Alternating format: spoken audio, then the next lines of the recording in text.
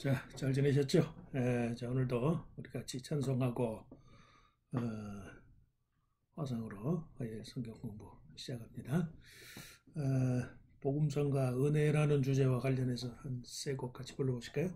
어둠 속 헤매이던 내 영혼.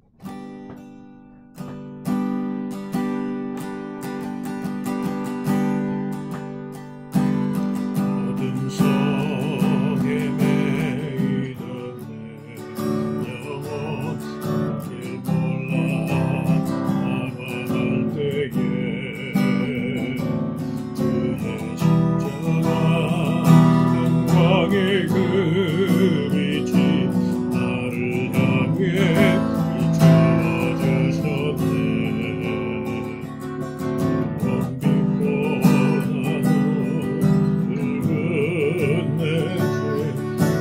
주도의 피로 씻기요 완전한 사랑 주님의 은혜로 새 생명 굳게 얻었네. 은혜 아니면 나서지 못하네. 십자가의 그 사랑 능력 아니면 나서지 못하네. 은혜 아니면 나서지 못하네. 놀라운 사랑 은혜 아니면 나서지 못하네. 한 번 더. 어둠 속 헤매이던 내 영혼 길 올라가 갈 때에 십자가 영광의 그 빛이 나를 향해 비춰주셨네.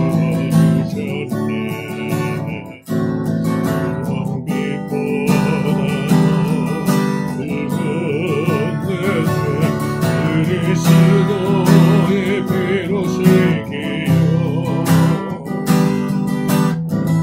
선한 사랑 주님의 은혜로 새 생명 굳게 얻었네. 은혜 아니면 나서지 못하네. 십자가의 그 사랑 능력 아니면 나서지 못하네. 은혜 아니면 나서지 못하네. 놀라운 사랑 은혜 아니면 나서지 못하네. 놀라운 사랑 은혜 아니면 나서지 못하네.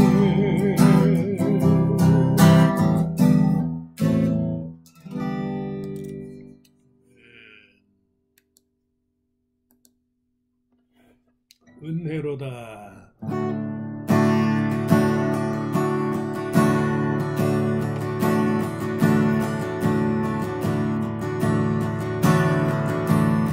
은혜로다. 주의 은혜 날 살리신 주님의 은혜로다. 주의 은혜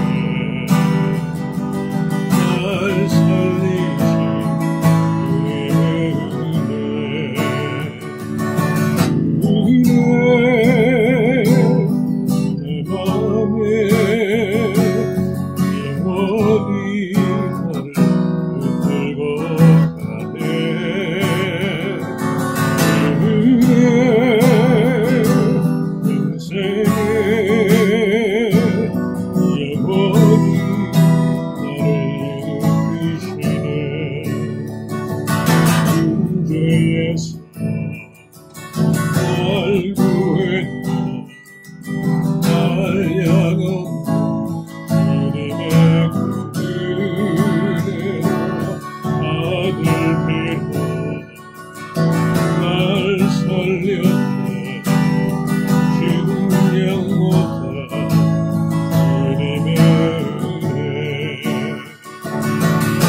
은혜 내 맘에 영원히 나를 붙들고 가네 은혜 인생에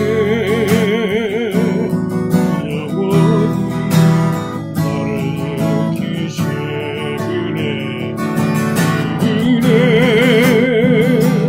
내 맘에 영원히 나를 일으키시네 은혜 인생에 영원히 나를 일으키시네 영원히 나를 일으키시네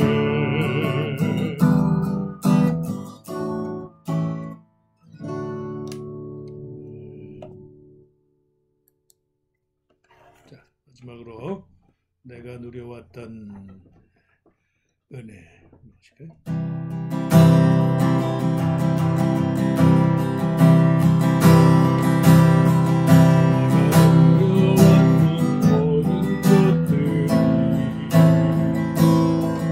내가 지나왔던 모든 시간이 내가 걸어왔던 모든 순간이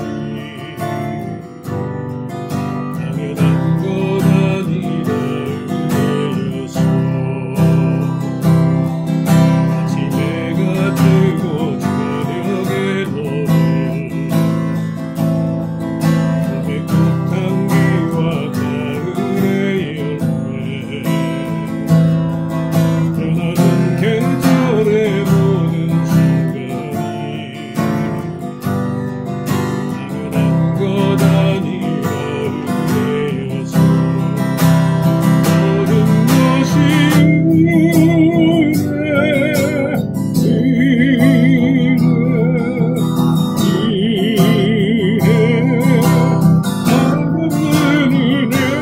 내 삶에 당했던 건 하나도 없었던 것을 모든 것이 은혜였어 내가 이 땅에 태어나 사는 것 이 시절과 지금까지 숨을 쉬며 살며 꿈을 꾸는 자 당연한 것 아니라 은혜여서 내가 하나님의 자녀로 살며 복을 찬양하고 예배하는 자 복음을 전할 수 있는 축복이 당연한 것 아니라 은혜여서 모든 것이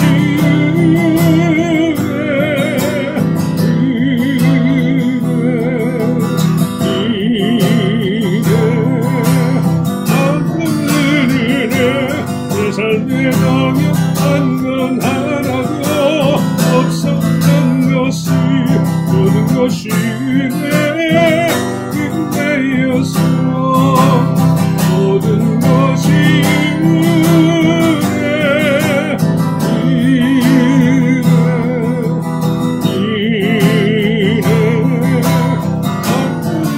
내 삶에 당연한 건 하나도 없었던 것이 모든 것이 은혜였어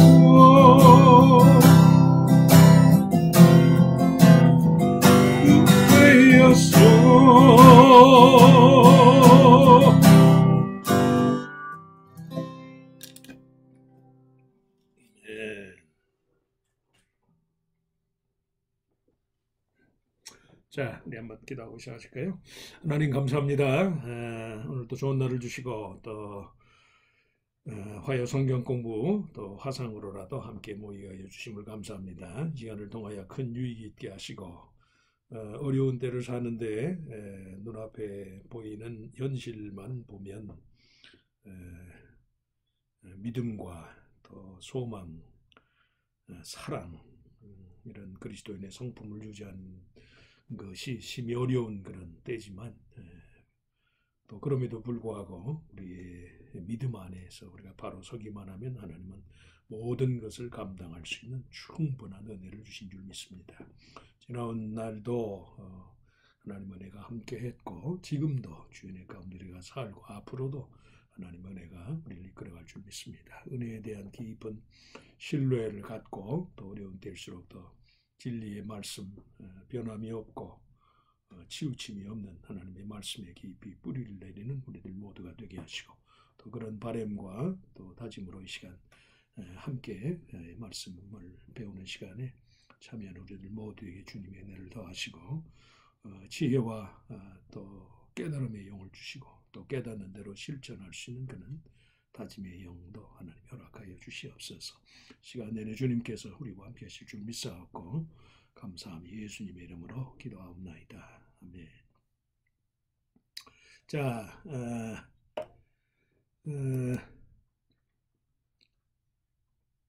우리가 공부하는 이 과정이 확신반, 믿음의 확신을 위한 성경 공부라고 그랬어요. 믿음의 확신을 필요로 하는 성도들을 위한 12단계 신앙생활 요점. 자, 오늘은 이제 교재 93페이지 제 9번째 단계 믿음에 관한 믿음이라는 주제와 관련해서 좀 살펴보도록 하겠습니다. 제 9단계 믿음은 역시 5가로 구성이 되어 있는데 1과 2과 따르고자 하는 제1주제와 제2주제 믿음을 측정하는 성경적 기준은 무엇일까요? 또 믿음이란 무엇일까요? 이 두 가지 주제를 좀 살펴보도록 하겠습니다. 믿음을 측정하는 성경적 기준은 무엇일까?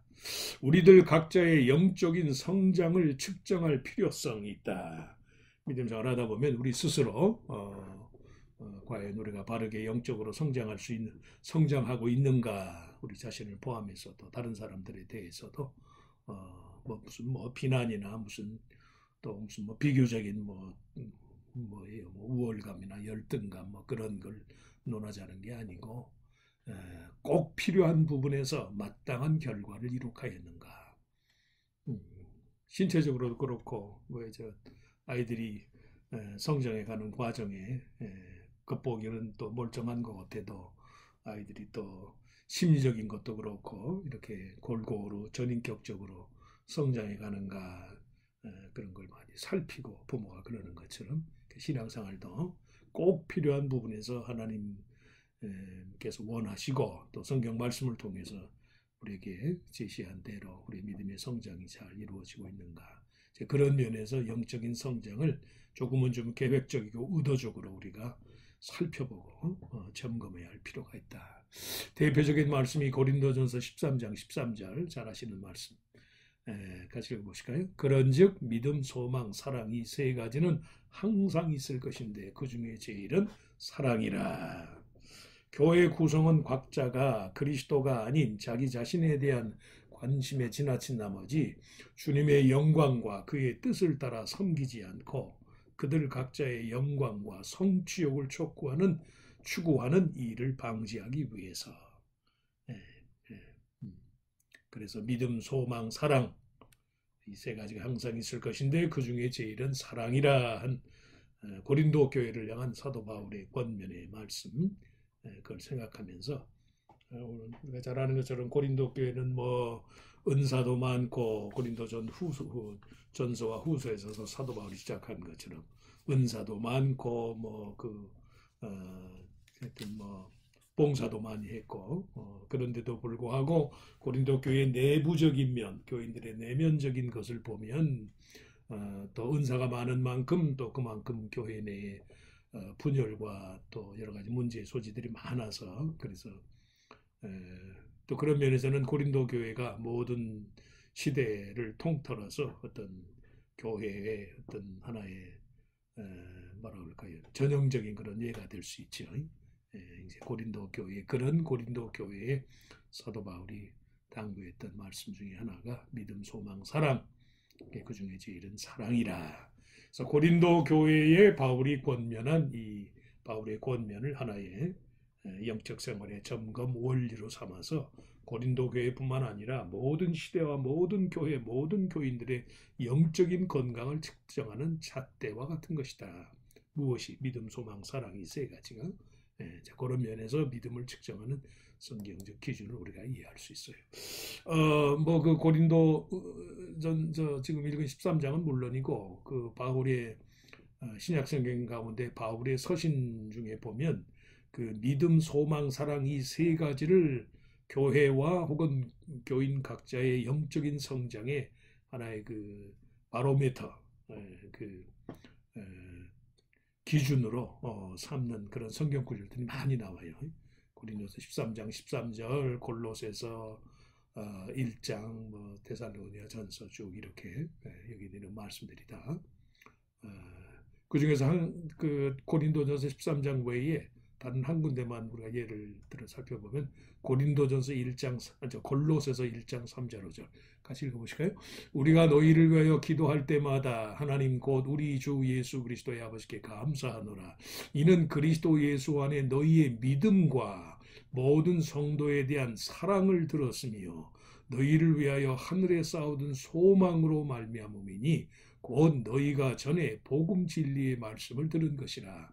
아까 고린도 교회의 믿음, 소망, 사랑을 열거한 그대로 골로새 교회에 대해서도 바울이 믿음, 사랑, 소망 이 세 가지의 영적 성장에 꼭 필요한 덕목을 지적하면서 골로새 교회에도 바울이 지적하는 권면하는 것을 알 수 있고 이외에도 지금 기록된 것처럼 여러 군데서 바울의 서신 전체를 통해서 일관되게 믿음, 소망, 사랑 세 가지를 그 신앙생활의 영적인 생활의 기준으로 바울이 제시하고 있다.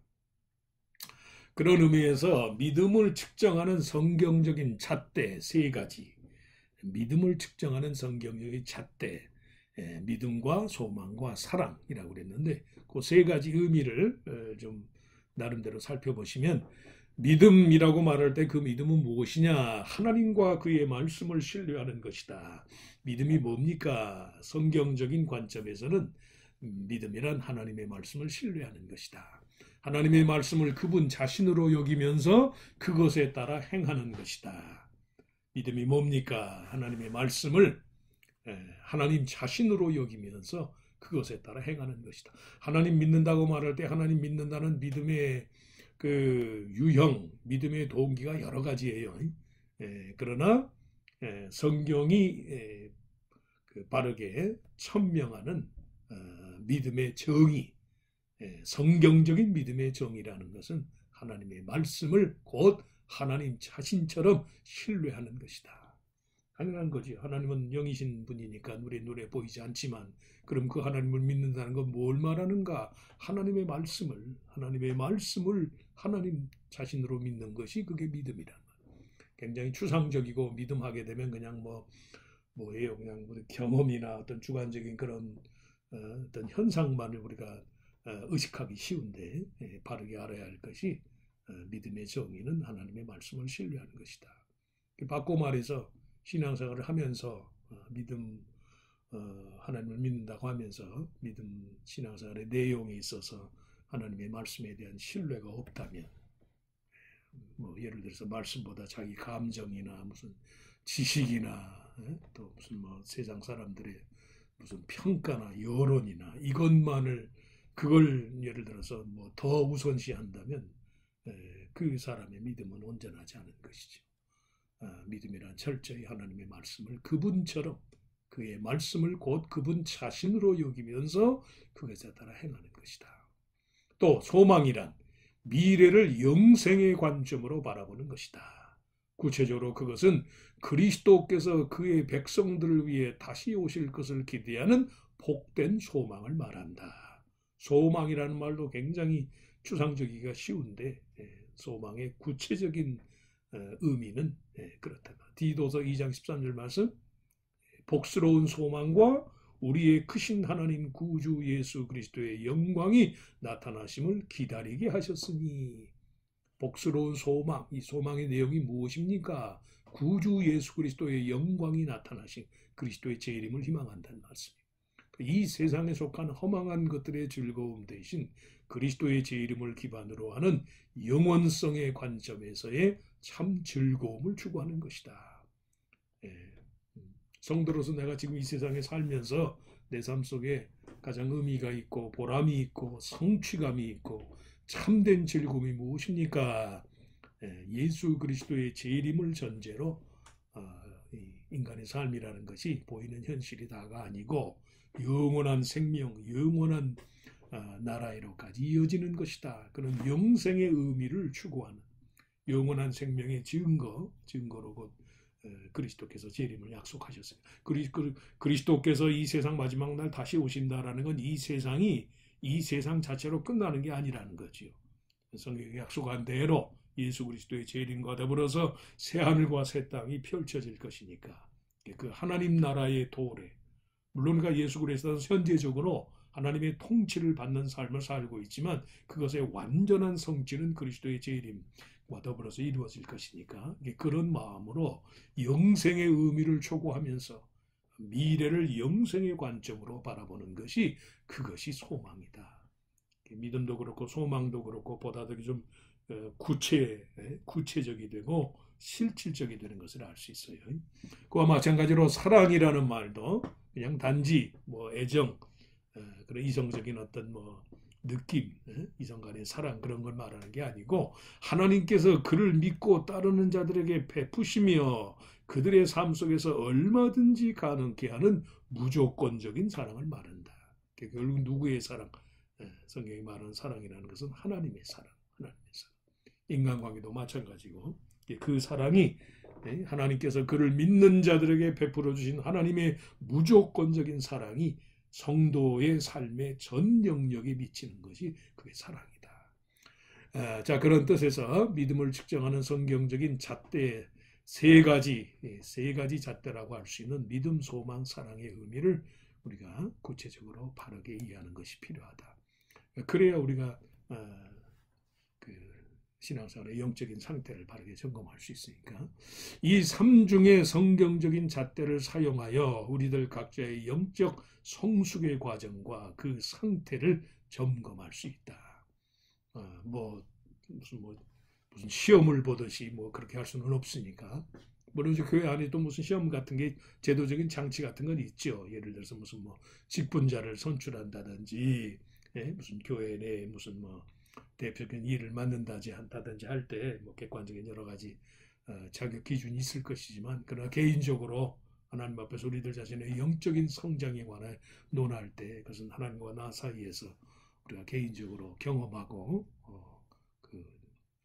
점검해야 하는 것이니까 믿음의 여지와 관련해서는 나는 과연 일상의 삶 속에서 하나님의 말씀 그대로 그를 신뢰하고 있는가?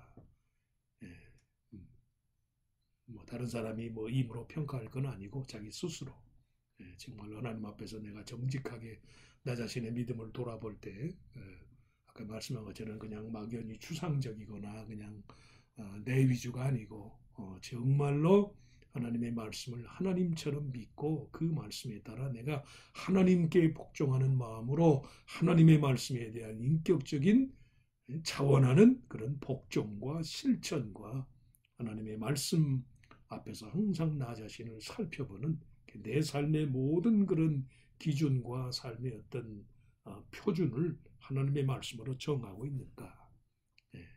나는 과연 일상의 삶 속에서 하나님의 말씀 그대로 그를 신뢰하고 있는가? 또 소망과 관련해서 나는 과연 하늘나라를 본향처럼 여기면서 소망하고 있는가? 정말 성도로서 내가 하나님 나라에 대한 개념이 있는가? 미래를 영생의 관점으로 바라보는 것이 소망이라고 그랬습니까?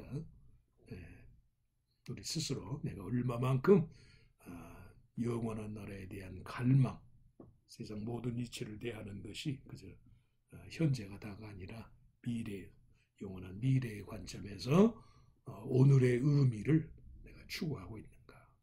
또 사랑도 나는 과연 하나님께서 내게 바라시는 것처럼 다른 사람을 사랑하고 있는가? 하나님의 사랑이 우리 인간적인 삶의 모든 영역에 그 사랑의 영향과 사랑의 능력이 미치는 것이 그게 참 사랑이니까 그런 이런 보다 더 구체적인 그런 차원에서 우리의 믿음을 우리 스스로가 점검할 수 있어요. 일상의 삶 속에서 하나님의 말씀에 대한 신뢰, 하나님 나라를 내 삶의 본향, 고향, 내 삶의 생물학적인 고향은 우리가 태어난 곳이지만 영적인 고향은 그리스도 안에서 우리가 소망하는 하나님 나라. 그리고 얼마나 내가 하나님의 사랑에 대한 진실한 감동과 감화 가운데서 특별히 다른 사람과의 관계에서 하나님 사랑을 내가 구현하고 있는가. 자, 그런 제1주제, 일과의 내용은 믿음을 측정하는 성경적 기준 3가지를 그렇게 우리가 말씀을 나눴고, 그 다음에 제2과 제2주제는 믿음이란 무엇입니까? 믿음이란 무엇이겠는가? 조금 더 보다 구체적으로 좀 살펴보는 거죠. 믿음이란 무엇일까를 우리가 이해하는 데 있어서 보다 더 쉽게 믿음이 무엇인가를 알 수 있는 방법이 믿음이 아닌 건 뭐냐? 우리가 뭐 다른 것도 마찬가지고 어떤 것을 실체를 파악하는 데 있어서 실체가 아닌 것이 무엇인지를 규명하다 보면 사물의 실체가 드러나는 것. 저는 믿음도 마찬가지예요. 믿음이 무엇인가를 바로 알기 위해서는 믿음이 아닌 것을 우리 스스로 분간해낼 수 있으면 된다. 첫째, 믿음은 사실을 기초로 하는 것이지 느낌을 기반으로 하지 않는다. 사실을 기초하는 것이지 믿음을 느낌을 기반으로 하지 않는다. 믿음이 아닌 것. 왜? 하나님이 진실한 분이시고 진리 자체이십니까? 진실하신 하나님을 믿는 데 있어서 진실하지 않은 것을, 사실이 아닌 것을 믿는 건 그 믿음이 아니지요. 그러니까 믿음이 아닌 게 뭡니까? 사실을 기초하는 게 느낌을 기반으로, 이 말은 바꾸어서 사실, 진리를 따르지 않고 느낌을 성도가 자기 느낌대로 하려고 하면 그 믿음이 없는 사람이에요. 믿음이 많다고 하면서도 그냥 자꾸 자기 감정이나 어떤 주관적인 것만을 고집하는 사람은 그냥 나오시 믿음이 없는 사람이죠. 또 그런가 하면 믿음은 하나님께서 뜻하는 바를 믿는 것이지 우리가 바라는 것이 일어나기를 소망하는 것이 아니다. 당연한 말씀이죠. 조지 뮬러라는 고아의 아버지라고 불리는 영국의 신앙의 위대한 위인이라고 할 수 있는 조지 뮬러가 믿음은 하나님의 말씀을 대하는 태도일 뿐 우리의 감정에 따라 좌우되는 것이 결코 아닙니다. 아까 말씀한 것처럼 믿음의 정의 자체가 하나님의 말씀을 하나님처럼 믿는, 하나님은 눈에 안 보이는 분이니까 그 하나님을 믿는 방식이 전부 가지각색이라는 말씀이에요. 전부 자기 위주로. 영이신 하나님이 영이신 분이라는 이유만으로 그 하나님께 대한 믿음의 내용이 가지각색이 될 때가 많아요. 그러나 최소한 성경적인 믿음은 그게 아니. 하나님의 말씀, 성경을 통해서 우리에게 주어진 진리의 말씀을 하나님을 대하는 것처럼 대하고 그렇게 하나님의 말씀에 따라 행하는 것이니까. 결국 믿음은 하나님께서 뜻하는 바를 믿는 거지 내가 바라는 것을 소망하는 건 그건 믿음이 아니에요. 간단하고 굉장히 쉬운, 이해하기는 쉬운 이야기지만 그러나 이 말씀에 대한 실천적인 면에서의 어려움을 우리가 항상 의식을 하셔야 돼요. 항상 우리들 자신, 인간은 다 자기중심적이니까. 또 막연한 가능성을 기대하는 것은 결코 믿음이 아니다. 막연한 가능성을 기대하는 것은 믿음이 아니다. 왜? 매사에 그럴듯해 보이기 때문에 믿는 것은 그럴듯하지 않기 때문에 믿지 않는 것과 다를 바가 없다. 가능성, 어떤 가능성을 전제로 믿는 것은 믿음이 아니지요. 사람마다, 조지 뮬러가 또 그랬어요. 사람마다 가능성이 있는 것을 믿고자 하는 데 비해 믿음은 가능성과는 상관이 없습니다. 오히려 믿음은 가능성이 다 사라지고 감각 기능이 없어지는 곳에서 시작됩니다. 외부적으로는 전혀 볼 곳이 없습니다. 문제는 하나님께서 뭐라고 말씀하셨는지의 여부입니다. 예. 내가 내 위주로 생각해서 이게 일이 되겠다 안 되겠다 그거를 점치지 말고 그걸 스스로 그걸 판단하려고 하지 말고 진리의 말씀에서 하나님의 말씀이 이렇게 진리라고 하나님이 말씀하신 것을 그걸 참으로 믿고 받아들이는 것이 그리고 이제 그 믿음을 토대로 해서 하나님의 말씀을 토대로 해서 그 말씀에 대한 전적인 믿음을 그 믿음이 발휘가 돼서 뭔가 하나님의 말씀을 통해서 뭔가 새로운 어떤 대상을 신앙의 대상, 믿음의 내용들을 우리가 찾고 구별하는 것은 당연한 것이지만 하나님의 말씀에 기반이 없는 상태에서 그냥 자기 스스로 인간은 다 자기중심적이고 감각적이기 때문에 모든 매사를 그 믿음, 소망, 사랑 자체가 하나님의 말씀을 기반으로 하지 않게 되면 자기 나름의 믿음도 자기 나름의 믿음, 소망도 자기 나름의 소망, 사랑도 그냥 자기 방식대로의 사랑 그렇게 해놓고 그게 마치 하나님께 대한 믿음과 소망, 사랑인 것처럼 착각하는 때가 많은데 그게 아니다라는 말씀. 그래서 구체적으로 가능성, 막연한 가능성을 기대하는 건 믿음이 아니다. 하나님의 말씀, 조지 뮬러의 말처럼 오히려 믿음은 가능성이 다 사라지고 감각 기능이 모두 없어지는 곳에서 하나님의 말씀을 참이라고 인정하고 하나님의 말씀에 대한 전적인 신뢰에서부터 거기서부터 정말 성경적인 믿음, 정말 하나님을 대하는 믿음이 시작되는 것이다. 믿음이 아닌 것은 이와 같으니까 이걸 전제로 하면 우리가 믿음의 실체가 무엇인지를 알 수 있지요. 그래서 올바른 성경적 믿음이란 뭘 말합니까? 성경적 믿음이란 우리가 무슨 생각을 하며 무슨 일이 일어날 것이라고 상상하는지와는 전혀 상관이 없다. 그냥 상상의 나래를 혼자 막 펼쳐가면서 막 이럴 것이다 하는 경우가 많은데 그건 다 허상이에요. 허상. 믿음은 다만 하나님이 말씀하신 일이 발생하는 것과 관련이 있다. 그가 말씀한 대로의 확실성을 기반으로 한다. 하나님의 말씀, 성경 말씀이 그대로 참이라는 걸 인정하는 거죠. 하나님께서 말씀한 대로 우리 각자의 삶의 쟁점들이 해결되기를 바라고 그렇게 선택하는 것이 믿음이다.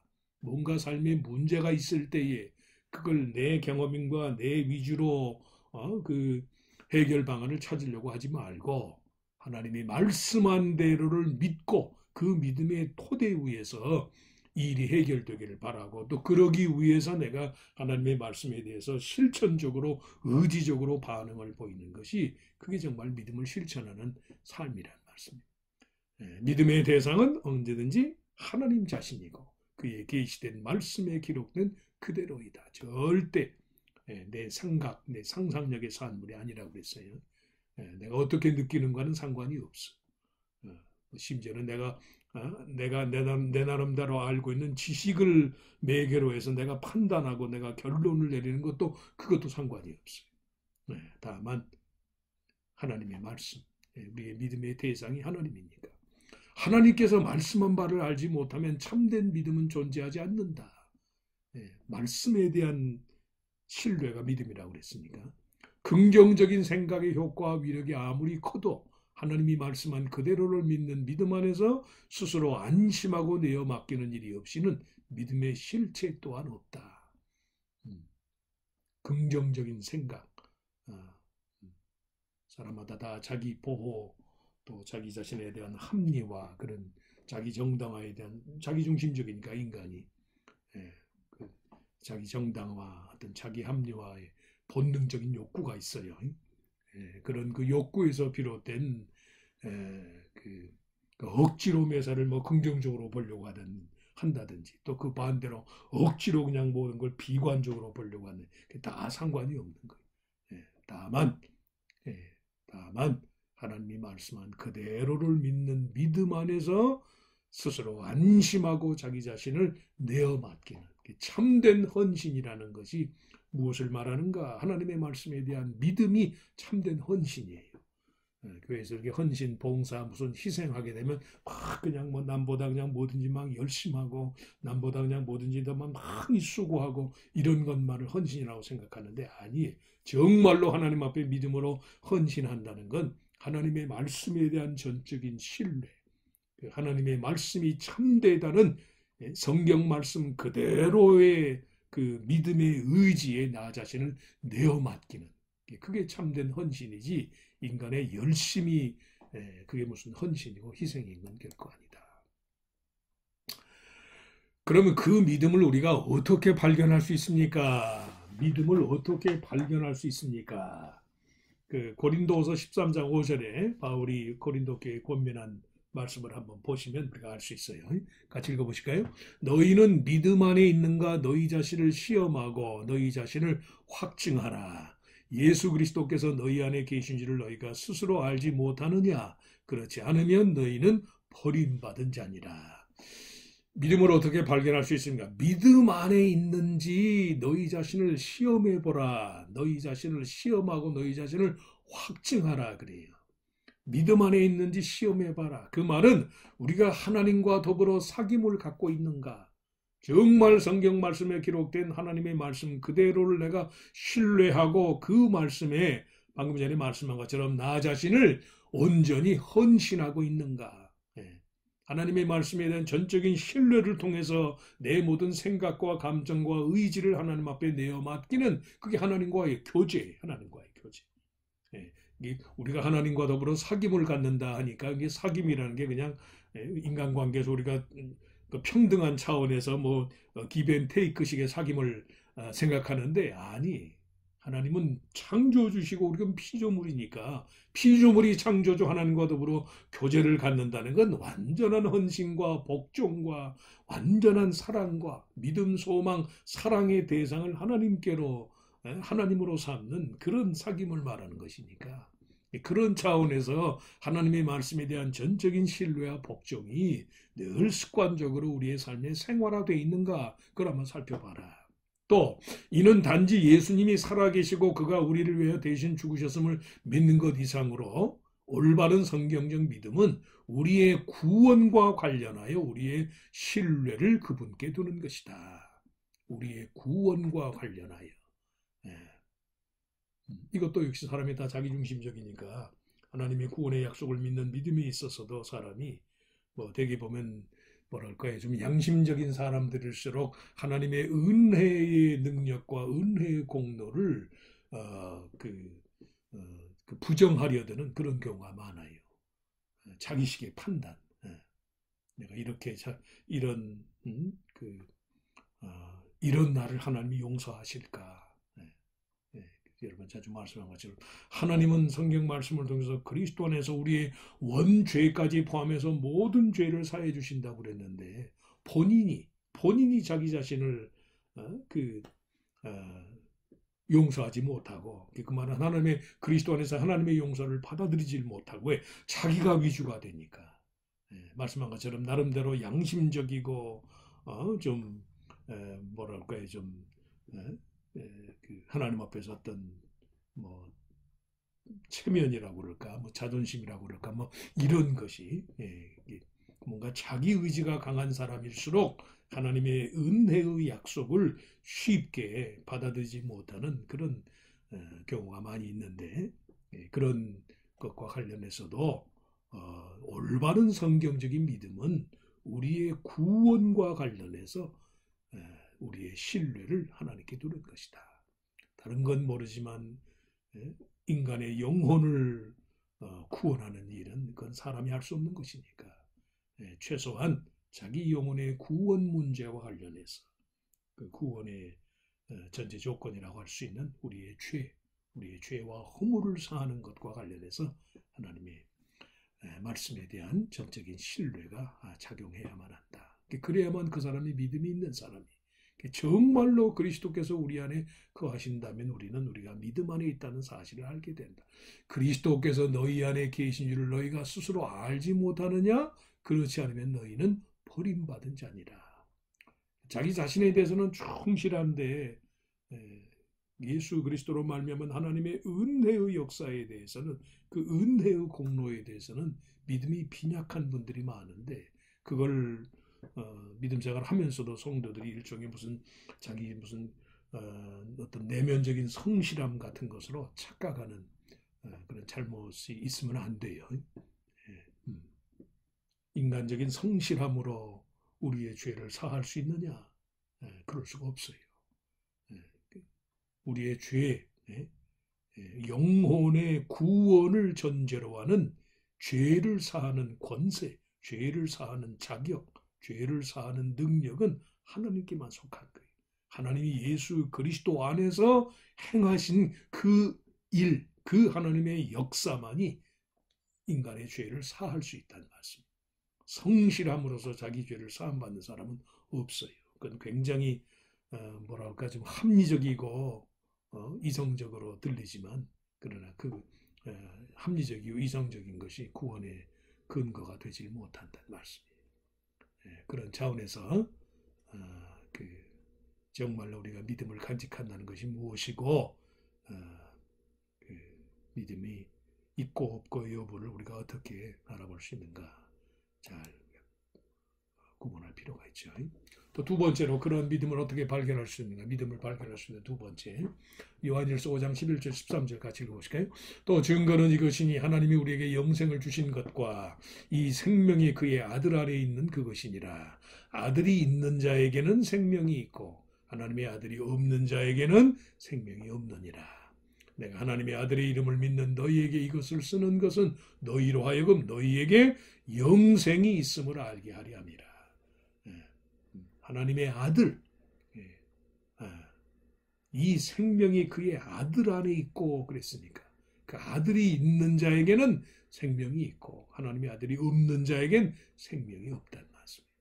구원 문제, 인간을 죄와 사망의 법으로부터 건져내서 하나님 자녀 되게 하는 게 구원의 문제는 건 영적인 차원에서 하나님만이 하실 수 있는 것이니까, 하나님이 우리를 위해서 행하시는 일의 모든 일의 성취가 예수 그리스도 안에서 이루어졌으니까, 예수 그리스도를 받아들이고 예수 그리스도 안에 내가 거하고 또한 그리스도가 내 안에 거하여야만 우리가 참 믿음이 있는 사람이라는 걸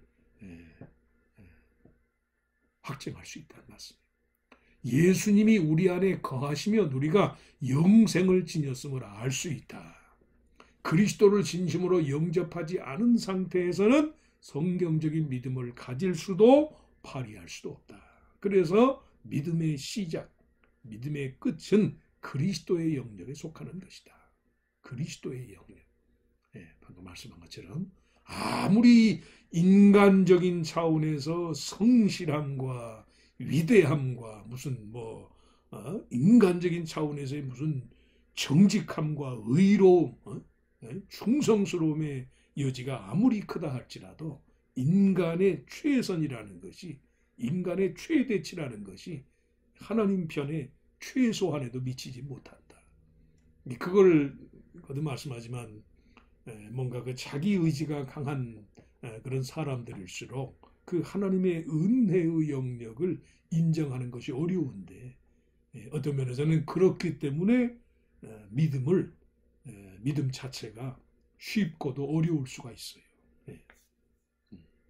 자기 자신을 겸손하게 비우고 정말 하나님의 말씀을 참으로 믿는 사람에게는 믿음 자체가, 그 믿음의 여지가 굉장히 쉬운데, 자기 중심성이 강하고 자기 의가 강하고 인간적인 어떤 성실함만을 강조하는 그런 마음가짐이 클수록 믿음의 가능성, 믿음의 여지가 적을 수 있다는 말씀입니다. 그래서 반드시 우리가 이걸 전제하셔야 돼요.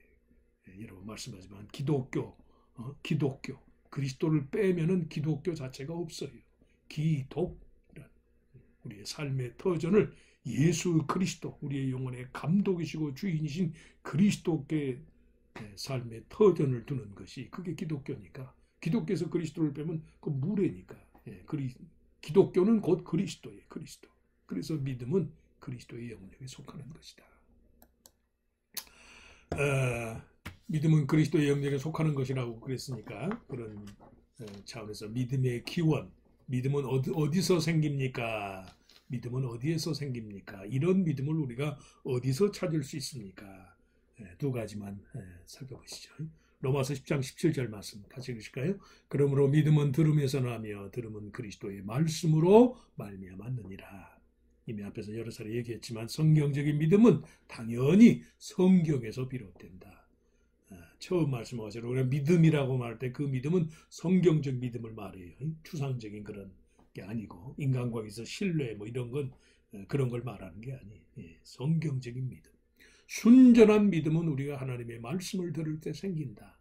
말씀을 하나님처럼 대하고 말씀을 받아들이는 게 그게 믿음이니까 당연한 거지. 우리 안에 거하시는 그리스도께서 우리가 듣는 하나님의 말씀을 확신시켜주며 우리로 하여금 하나님의 말씀을 믿을 수 있는 능력을 제공한다. 믿음은 그렇게 생기는 거예요. 이런 믿음을 어떻게 그 믿음을 키우고 이런 믿음을 어떻게 우리가 구할까, 이런 성경적인 내용을 바로 아셔야 돼요. 만일 우리가 하나님의 말씀이 아닌 다른 것들을 기반으로 삼게 되면 우리의 믿음이 추측이나 가정이나 상상력 또는 미신과 같은 것이 되고 만다. 그래서 성도의 삶에 성경 말씀을 읽고 묵상하는 것이 필수적인 이유다. 필수적인. 당연한 것이지만 우리가 항상 의지적으로 그걸 뭐 억지로라도 의식을 하셔야 돼요. 성경적인 믿음은 반드시 하나님의 말씀에 대한 지식, 하나님의 말씀에 대한 깨달음에서 얻어지는 것이지 다른 데서 찾을 수가 없어요. 조심하지 않으면 말씀한 것처럼 그냥 자기 열심으로 막 믿음의 근거를 자기가 만들려고 막 자기 열심으로 믿음의 토대를 쌓는 사람인데 그건 다 모래성에 쌓는 거거든요. 복음서에 주님이 말씀한 것처럼. 집을 짓는 사람이 그 집을 반석 위에 주초를 반석 위에 놓아야지 모래 위에다 놓으면 어떻게 돼요? 비가 오고 창수가 나면 쓸려가 버리는 거죠. 모래는 기초가 될 수가 없잖아요. 반석에다가 기초를 둬야 하는데 그 반석이 하나님의 말씀이라는 거예요. 인간의 생각이라는 건 우리가 경험하는 거지만 바닷가에서 그냥 파도에서 모래가 쓸려나가는 것처럼 인간의 생각이란 그렇게 외부적이고 이게 환경적이고 또 자기 속에서 비롯된 끊임없는 그런 죄성의 미혹을 받는 것이니까 사람의 생각은 그 진실성과 건전성을 자기가 생각하면서도 자기 생각의 진실함과 건전성을 우리가 확보할 수가 없어요. 보증할 수가 없다는 말씀이에요. 자기 자신을 믿는 사람, 세상에서 제일 어리석은 사람이 누구입니까? 자기가 자기를 믿는 사람이 제일 어리석죠. 믿음은 오직 하나님의 말씀을 들음에서 나며 믿음은 들음에서 나며 들음은 그리스도의 말씀으로 말미암는 것이다. 아주 평생도록 신앙생활하면서 우리가 평생 마음에 간직하고 끌어안고 가야 할 그 교훈이 바로 이것이라고 할 수 있어요. 믿음은 오직 하나님의 말씀에 대한 신뢰에서 비롯된다. 두 번째, 마지막으로 믿음의 기원 두 번째, 믿음의 주요 온전케 하신 이 예수를 바라보자. 에베소 12장 2절. 그는 그 앞에 있는 기쁨을 위하여 십자가를 참으사 부끄러움을 게으지 아니하시더니 하나님 보좌 우편에 앉으셨느니라. 이미 말씀한 것처럼 예수 그리스도가 믿음의 시작이고 마침이다. 믿음의 주요 그랬으니까 믿음의 주요 온전케 하시는 이 예수 말씀한 것처럼 기독교에서 그리스도를 빼면 아무것도 남는 게 없어요. 오직 왜 예수 그리스도 안에서 하나님이 우리를 위해서 행하신 모든 일들이 그리스도 안에서 성취가 됐기 때문에 성경적인 믿음은 절대로 우리 자신에게서 시작하지 않아요. 그것은 언제든지 그리스도에게서 예수 그리스도께서 무엇라고 말씀하셨는가, 예수 그리스도 안에서 하나님이 무슨 일을 행하셨는가, 그리스도의 말씀과 그리스도의 행적을 통해서 나타난 바, 그것이 곧 하나님이 인생에게 이 세상을 대상으로 행하실 모든 일의 내용이니까 당신이 보다 크고 분명한 믿음을 소유하고자 한다면 당신 자신이 아니라 다만 그를 바라보아야 한다. 그에게서 시작하고 그에게서 마치는 것이 믿음이다. 그리스도라면 예수 그리스도께서 뭐라고, 이런 경우에는 그리스도께서 뭐라고 말씀하셨는가? 그리스도가 중심이에요. 그리스도가 중심. 결국 우리들 각자의 그리스도와의 개인적 관계성만큼 우리의 믿음이 성장하는 법이다. 예수 그리스도를 어떻게 대하는가? 예수 그리스도의 삶과 예수 그리스도의 말씀이 얼마나 믿는 자의 삶 속에서 표준이 되고 있는가? 말씀, 그리스도, 예수 그리스도를 통해서 하나님께서 보이시고 하나님이 말씀하신 그 이상도 그 이하도 나는 알파와 오메가요, 처음과 나중이요, 시작과 끝이라. 그 말씀은 뭐예요? 전부, 우리의 삶 전부가 되시는 분이 그리스도라는 것이니까. 주님만을 바라보고 주님만을 희망하는 것이, 그것이 신앙의 내용이고 믿음을 발견할 수 있는 방법이고, 거기서부터 우리의 믿음이 시작되고 또 그것으로 우리의 믿음이 완성이 되는 것이다.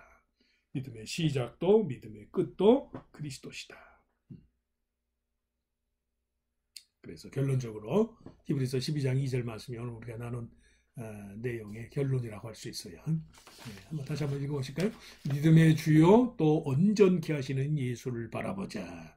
그는 그 앞에 있는 기쁨을 위하여 십자가를 참으사 부끄러움을 게으지 아니하시더니 하나님 보좌 우편에 앉으셨느니라. 그 예수 그리스도의 삶의 여정이 곧 모든 그리스도인들, 그리스도께 속한 자들의 삶의 여정이 되는 것이다.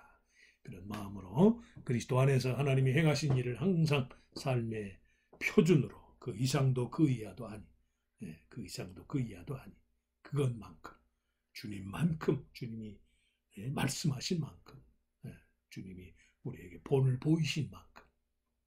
어떤 사람은 예수님보다 더 열심을 내려고 그런 사람이 있는데, 아니, 그리스도만큼. 우리 삶의 표준이 그리스도가 돼서 정말 믿음, 소망, 사랑 가운데 세상적인 것이 아니라 성경적인 믿음, 소망, 사랑 가운데 항상 영적인 생활의 성장을 이루어가는 그런 건강하고 복된 그리스도인의 삶이 되시길 바랍니다. 자, 오늘 여기까지 하시죠. 기도하고 마치겠습니다. 하나님 감사합니다. 오늘도 이렇게 함께 또 화상으로라도 함께 하나님의 말씀을 같이 나누게 하여 주심을 감사합니다. 정말 이 어려운 때에 좀 그 어느 때보다도 우리의 믿음이 성경적이 돼야 되겠습니다. 자기 자신의 주관이나 감정이나 어떤 세상 어떤 이치나 사람들의 어떤 관심이나 이런 것 말고 언제든지 주님께서 우리에게 허락하신 성경 말씀, 하나님의 말씀을 토대로 해서 그 말씀대로 믿고 배우고 또 가르치고 전파하고 실천해서 하나님의 말씀이 합당한 성경적 믿음의 주인공들이 되게 하여 주시옵소서. 믿음, 소망, 사랑, 이 세 가지는 항상 있을 것인데 그 중에 제일이 사랑이라 하셨사오니 하나님의 말씀한 진리 안에서 하나님을 온 몸과 마음, 우리의 온 뜻을 다해서 사랑하고 그 마음 그대로 인간관계에서도 하나님의 사랑을 실천해서, 그래서 정말 믿는 자의 삶에 하나님이 주시는 건강한 생명의 기운이 넘쳐나게 하시고 무엇이든지 예수 그리스도 안에서 하나님이 행하신 일을 대입하여서 성도로서 우리의 삶의 모든 것이 진리 안에서, 믿음 안에서, 참된 소망 안에서 이루어지게 하여 주시옵소서. 이 마음으로 요사이처럼 어려운 때를 항상 진리 안에서 행하게 하시고 또 하나님의 말씀이 보이지 않는 그런 영적인 영역에서 우리를 지켜주시고 강화시켜주시는 은혜가 있게 하여 주시옵소서. 남은 한 주간도 주님께서 진리 안에서 우리가 내내 동행하실 줄 믿사옵고 감사하며 예수님의 이름으로 간절히 기도하옵나이다. 아멘. 자, 감사합니다. 남은 한 주간 잘 보내시고 주일날 뵙겠습니다.